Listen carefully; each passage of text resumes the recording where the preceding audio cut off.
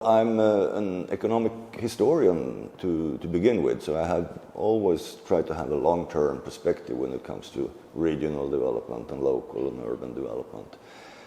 And over the years I've been doing research about the role of infrastructure, these networks, social capital, and the last, say, about 10 years, has been more and more a focus on urban-rural relations and how these are changing now in the knowledge economy.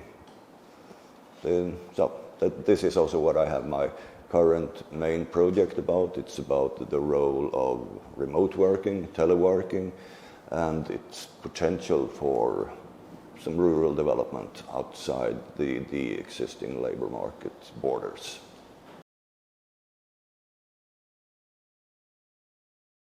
I have sometimes said that it really doesn't matter what kind of topic the regional science congresses have, since all the relevant topics will be there and discussed and presented. But that's not completely true, because, of course, the topic is then something that is more highlighted than other issues. And if I had been the organizer, I would perhaps have stressed not only the urban challenges, but the regional challenges. That is, it's not only for the urban areas, but also for rural areas and their relations and interaction between these kind of areas. Then it comes to the technical development. That's really an important issue to highlight. How the ICT revolution and the ongoing development that is going so fast, how it is going to impact the spatial relations, both between urban areas but also within this regional perspective. And there you can see that distance work, teleworking is just one aspect of this transformation that is going on very fast. And what about sustainability? This is also then a challenge, because on the one hand, this new technology can make us save a lot of energy and reduce the CO2 emissions.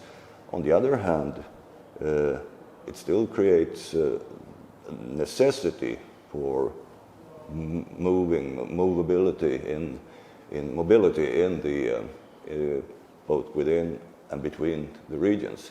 I mean, we have a world economy, even if there are signs that this is not going perfectly well today, but I still hope that most of the world economy can continue to exist. Otherwise it would be terrible for everyone, in fact. When it comes to regional science, it is the strength of regional science, which is also a bit of a weakness, is that it's transdisciplinary.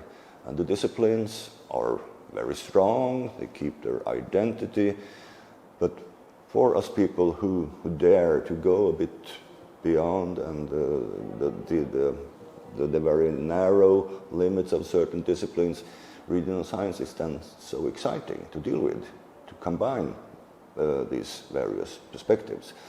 And I think, and I hope that there will be new generations that also likes this challenge to be a bit more broad-minded than just focusing on very, very interdisciplinary things.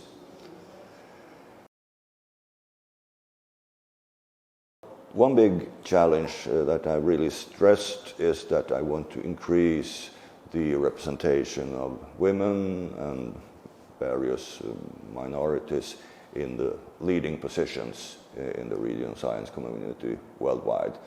In some countries and in some sections this is not a big issue, but in others it is a big issue.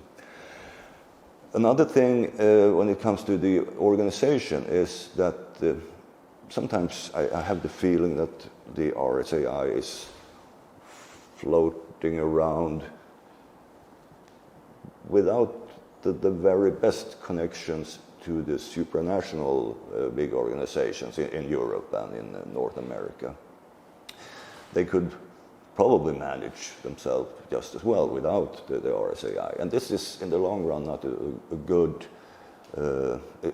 it's not sustainable in the long run, I would say.